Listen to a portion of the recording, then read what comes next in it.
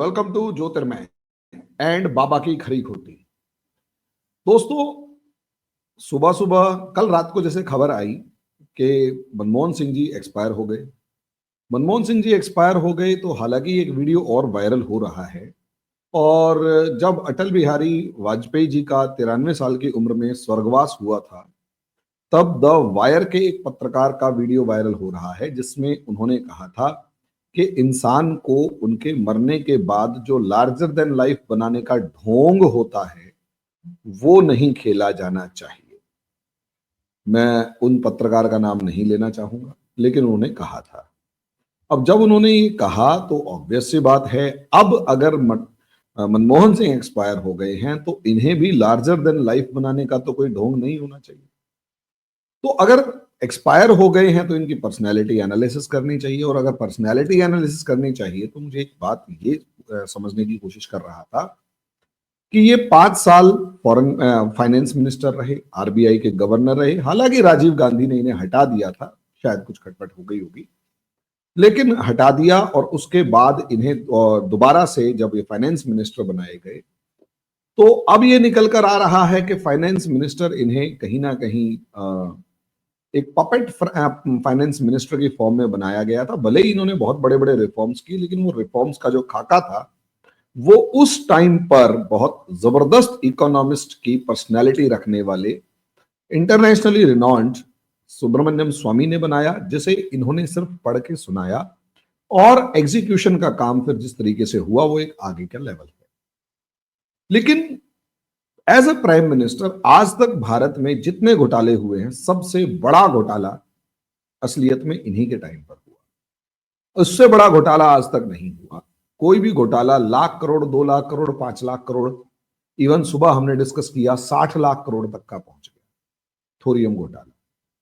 अब सवाल यही है, पर्सनैलिटी एनालिसिस में मनमोहन सिंह कहां खड़े होते हैं बाबा जी? देखिए, हालांकि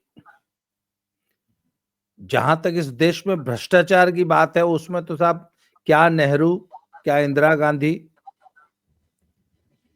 क्या राजीव गांधी और क्या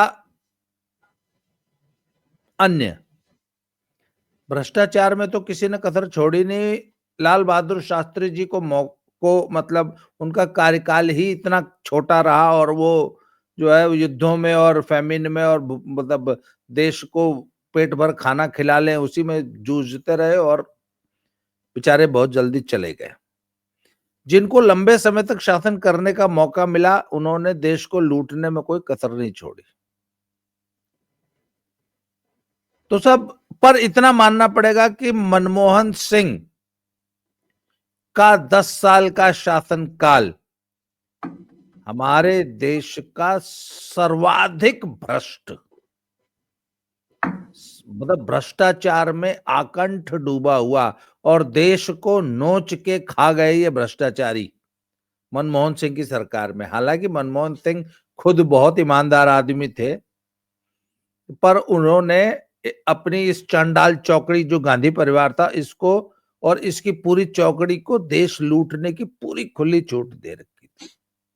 सिर्फ उतनी ही नहीं, देश मिशनरीज के हवाले कर दिया, देश डीप स्टेट के हवाले कर दिया, मतलब कहीं से भी देश को लूटने में कोई कसर नहीं छोड़ी।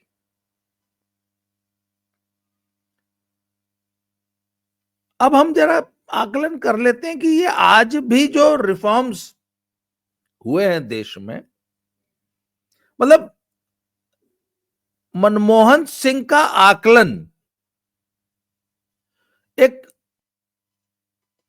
वित्त मंत्री, फाइनेंस मिनिस्टर के रूप में अलग तरीके से होगा, प्रधानमंत्री के रूप में अलग तरीके से होगा।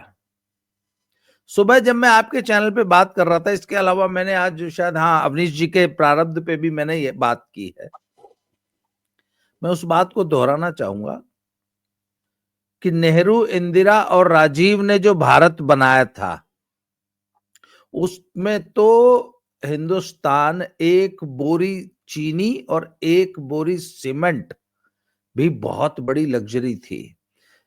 हरिमोहन भाई, अगर मैं आज हिंदुस्तान के लोगों को ये बात बताऊं कि 1980 तक, बल्कि उसके बाद तक भी रही होगी ये स्थिति, अगर आपके घर में शादी पड़ गई ना और अगर आपको 1 क्विंटल चीनी चाहिए तो उसके लिए आपको बाकायदा जिला आपूर्ति विभाग से बाकायदा परमिट लेना होता था। ब्लॉक डेवलपमेंट अफसर या जिला आपूर्ति अधिकारी, खाद्य आपूर्ति अधिकारी लिख के देता था, तब आपको 1 क्विंटल चीनी मिलती थी। वो भी बड़ी मुश्किल से, जिन लोगों की अप्रोच होती थी उनको मिलती थी।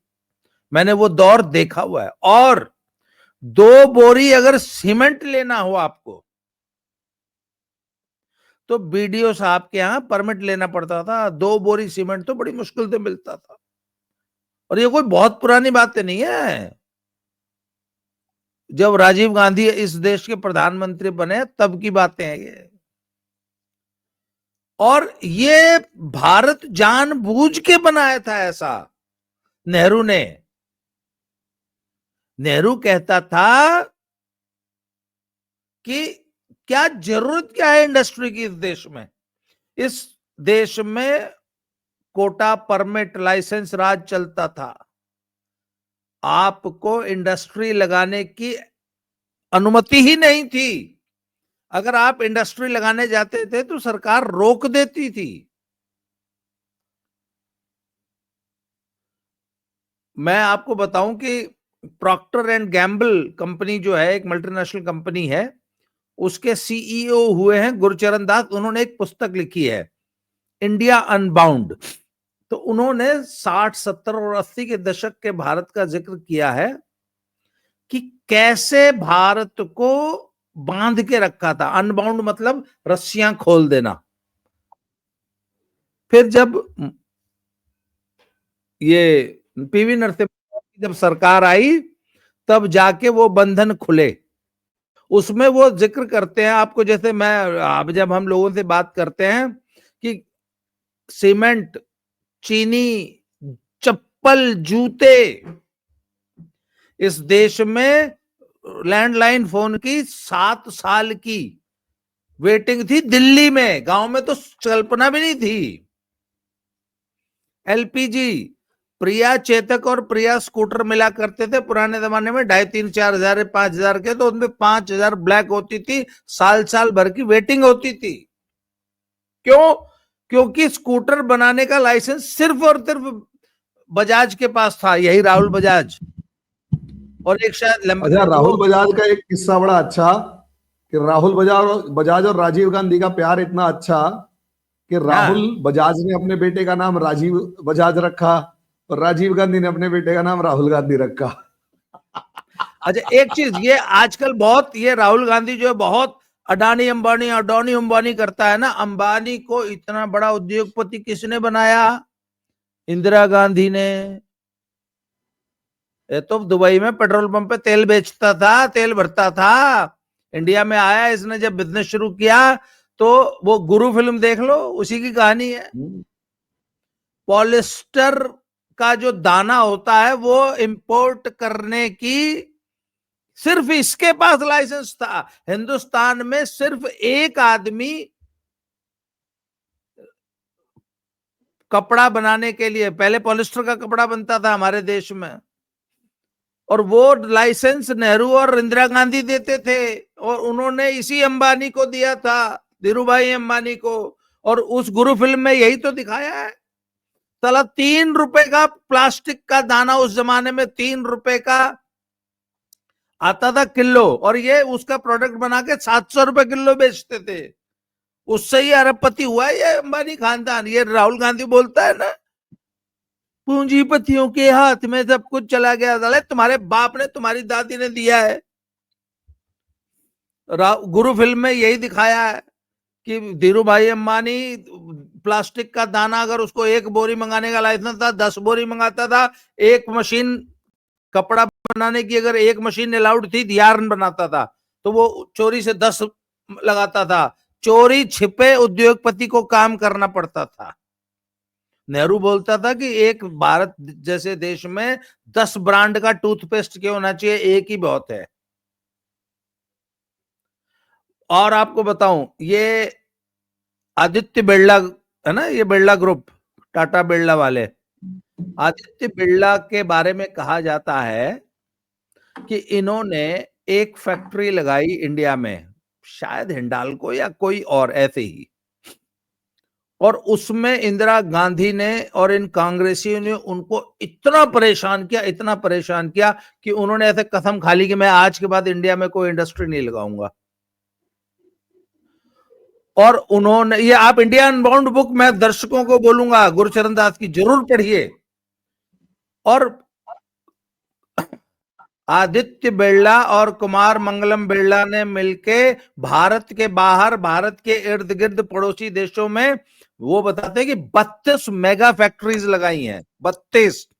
इंडिया में एक भी नहीं लगाई, क्योंकि हिंदुस्तान में ये जो समाजवादी इनका मॉडल था ना, नेहरू गांधी का, इंदिरा गांधी का, वो अलाउ ही नहीं करते थे।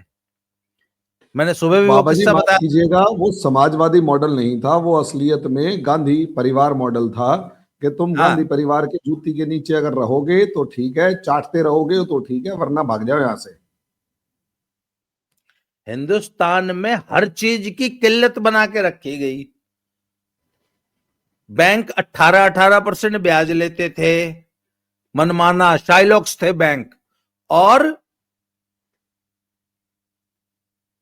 न तो कोई हाउसिंग लोन का कोई कॉन्सेप्ट था, ना कार लोन का, मतलब कुछ था ही नहीं।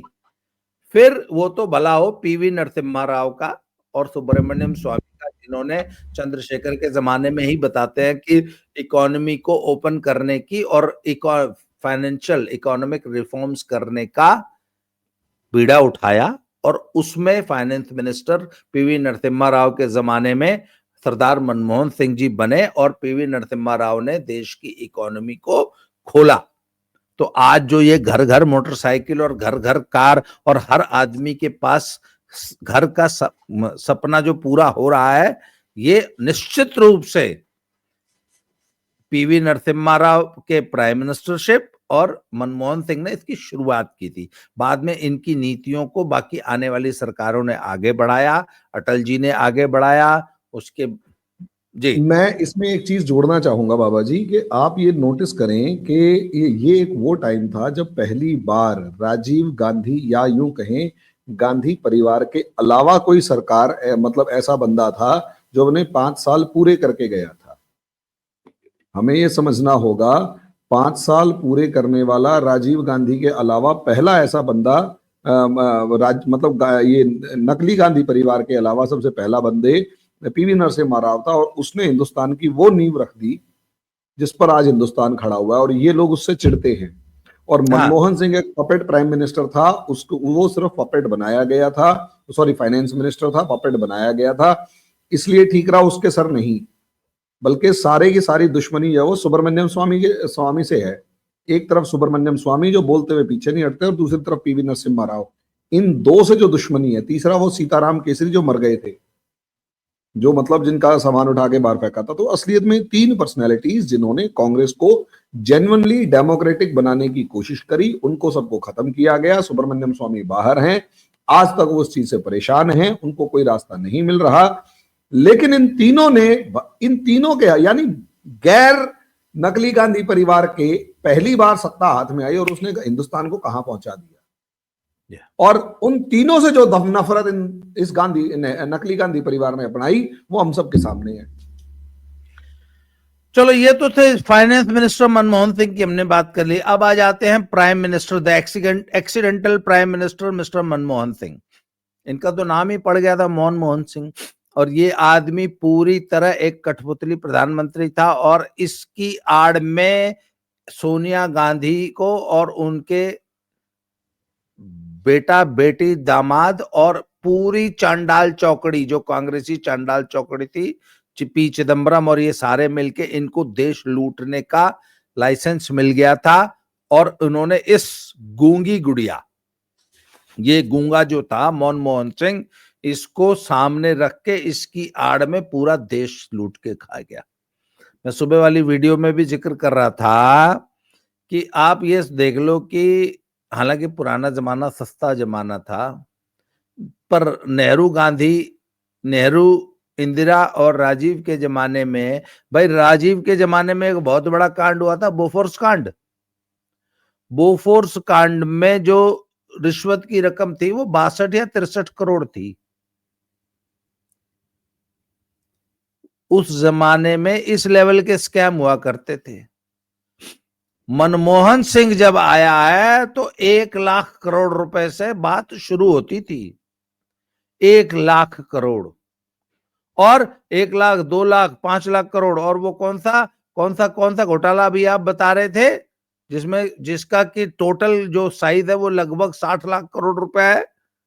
अभी आप इस घोटाले का जिक्र करते हैं ना, घोटाला, थोरियम घोटाला। और अभी तो और कोयला घोटाला, 2G स्पेक्ट्रम घोटाला, CWG घोटाले, इतने बड़े बड़े घोटाले। अच्छा, दूसरी बात, मैं एक बात बताना चाहता हूं आपको। बहुत ईमानदार आदमी था ना मनमोहन सिंह। मैं आपको एक लाइव एग्जांपल देता हूं। अटल जी 2 योजनाएं बना के चले गए। एक गोल्डन क्वाड्रिलेटरल, जिसमें इंडिया के इस पार से उस पार एकदम क्रॉस करती हुई क्वाड्रिलेटरल बनाती हुई सड़क बनानी थी। तो अटल जी के जमाने में 4 लेन सड़क ही बहुत बड़ी सड़क हुआ करती थी। हाँ, तो सर, दिल्ली से कलकत्ता की ये गोल्डन क्वाड्रिलेटरल बन रहा था अटल जी के जमाने में। तो क्या है कि जब इलाहाबाद से आप वाराणसी की तरफ जाते हैं तो सीमेंट की पूरी, कितनी मोटी, कम से कम 1 मीटर मोटी सीमेंट की, उसके नीचे लोहे का सरिया, क्या गजब जबरदस्त सड़क बनवाई अटल जी ने। फिर अटल जी की सरकार चली गई तो मनमोहन सिंह, सोनिया गांधी, लालू यादव, इनकी सबकी ये पूरी चांडाल चौकड़ी आगे बैठ गई। तो जब ये सड़क बनती बनती बिहार में पहुंची तो उसमें भयंकर करप्शन हो गया उस गोल्डन क्वाड्रिलेटरल में। और वो जो इंजीनियर मारा गया था उसका नाम क्या था, चंद्रशेखर था, जैसे कुछ नाम था। बिहार में जब एक हाँ, एक इंजीनियर मारा ने गया था। उस करप्शन को रोकने की कोशिश की तो लालू यादव के जमाने में उस इंजीनियर का मर्डर हो गया था। फिर किसी ठेकेदार की हिम्मत नहीं हुई और इन्होंने ऐसी घटिया सड़क बनाई, उसकी आप कल्पना भी नहीं कर सकते। इलाहाबाद तक वो सड़क 1 मीटर मोटी सीमेंट की, कंक्रीट की सड़क है जो कि अटल जी ने बनाई थी। उसके बाद तो एकदम कागज की सड़क हो गई। पर ये इधर की दो लेन थी। जब उधर की 2 लेन बनी वो प्योर मनमोहन सिंह की सड़क थी। अभी भी आप प्रयागराज से अगर आप मुगल सराय होते हुए कलकत्ता जाएंगे ना तो अटल जी वाली सड़क पे आपकी गाड़ी 120 की स्पीड से दौड़ सकती है। पर अगर आप मनमोहन सिंह की सड़क पे 60 किलोमीटर की स्पीड से भी दौड़ गए ना तो पलट जाएगी गाड़ी। इतनी गंदी सड़क है, एकदम वो पूरी की पूरी सड़क ही बैठ गई। हम तो उस पर कई साल चले हैं तो हम कहते थे ये देखो मनमोहन सिंह की सड़क। सर, मिट्टी की भरत थी ना, पूरी की पूरी सड़क ही बैठ गई। सर, कांग्रेसियों का जब मनमोहन सिंह के जमाने में जो भी काम होता था 40% का फिक्स रेट था। 40% का। मनमोहन सिंह ने अपने जमाने में पानीपत से जलंधर नेशनल हाईवे 4 लेन था, उसको 4 लेन को 6 लेन, मतलब सिर्फ 1 लेन एक्सटेंशन का काम दे दिया। सर, पता है उसको बनाने में कितने साल लगे? 15 साल। और वो भी बनी नहीं। 10 साल मनमोहन सिंह की सरकार चली गई, फिर गडकरी आई। जब गडकरी आया तो बोले ये रोड क्यों नहीं बन रही? बोले जी ठेकेदार सारे भाग गए। क्यों भाग गए? बोले जी कांग्रेसी सब पैसा खा गए, अब आप तो उस घटिया सड़क को मंजूर करोगे नहीं। सर, बहुत सारी कंपनियां दिवालिया हो गई। फिर गडकरी साहब ने बड़ी मुश्किल से मेहनत करके रीटेंडरिंग करके उस पानीपत जलंधर 6 लेन को पूरा कराया। यही हाल सर वो केएमपी और वो मानेसर वाली जो रोड है, जो रिंग रोड बनाई है, उसका था। वो भी कांग्रेसियों की सड़क थी। कहने का मतलब मनमोहन सिंह की बनाए हुए हर प्रोजेक्ट में 40% की लूट हो रही थी। कहने को मनमोहन सिंह बहुत ईमानदार था, हर प्रोजेक्ट में 40% की लूट थी। वैसे मनमोहन सिंह बहुत ईमानदार था। मेरे हिसाब से कम 50 लाख करोड़ की लूट मनमोहन सिंह के जमाने में हुई है, जो टोटल अगर उसका देख लिया जाएगा।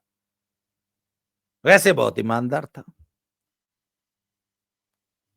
धर्मांतरण के लिए पूरा देश ईसाई बनाने का प्रोजेक्ट मनमोहन सिंह के जमाने में चला।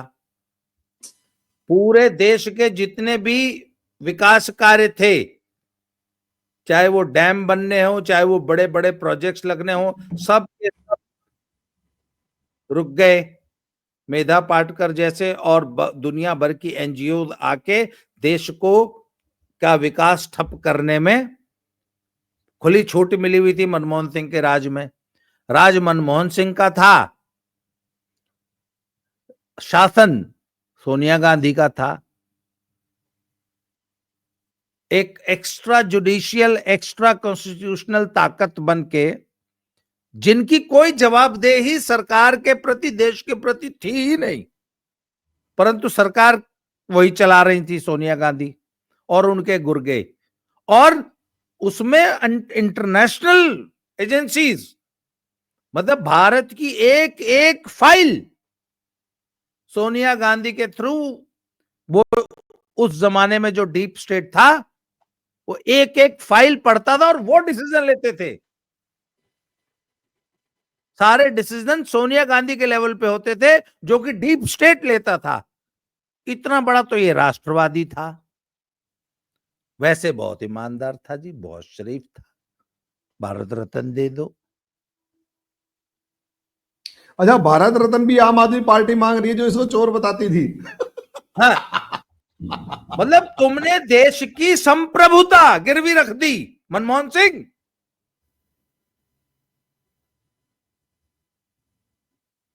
और कहने को बहुत ईमानदार थे।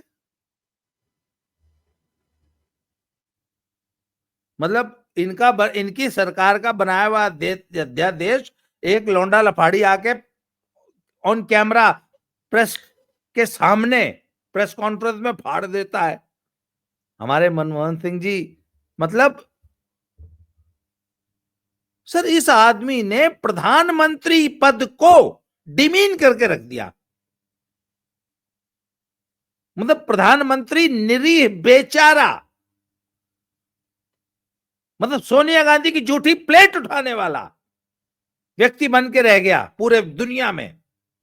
हमारे प्रधानमंत्री की क्या औकात, इस पद की गरिमा खत्म कर दी मनमोहन सिंह ने।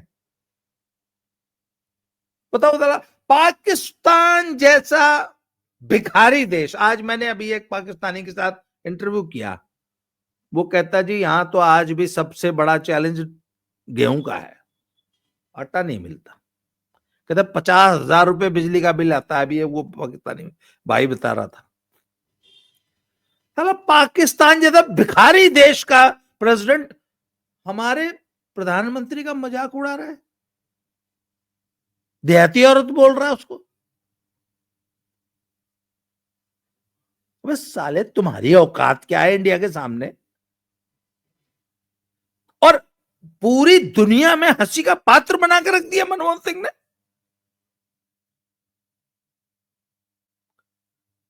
हमें सर ये शिकायत है मनमोहन सिंह से। व्यक्तिगत जीवन में आप बेशक बहुत ईमानदार रहे होंगे एज अ पर्सन, पर एक प्रधानमंत्री के रूप में, एक राजनेता के रूप में, देश के लीडर के रूप में, you were the most corrupt prime minister we ever had in India. Hindustan का सबसे करप्ट रिजीम अगर इस देश में कोई हुआ तो मनमोहन सिंह हुआ।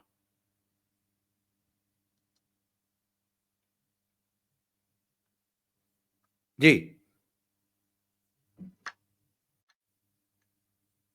बाबा जी, ये तो एक तरीके से जैसे कहते हैं ना कि मैं इस चीज को आपसे एग्री करता हूं कि हाँ, मनमोहन सिंह एक तरीके का पर्सनालिटी रहा शुरू से, जो कि पपेट की तरह, क्योंकि इसका ना बोलना, दब्बूपन और ओवर दब्बूपन घबराहट अंदर से जो इनके चेहरे पे साफ नजर आती थी। ठीक है, बहुत बड़े इकोनॉमिस्ट रहे होंगे, लेकिन वो क्या अचीवमेंट थी मेरे को अभी तक समझ में नहीं है, मैं ढूंढने की कोशिश कर रहा हूँ।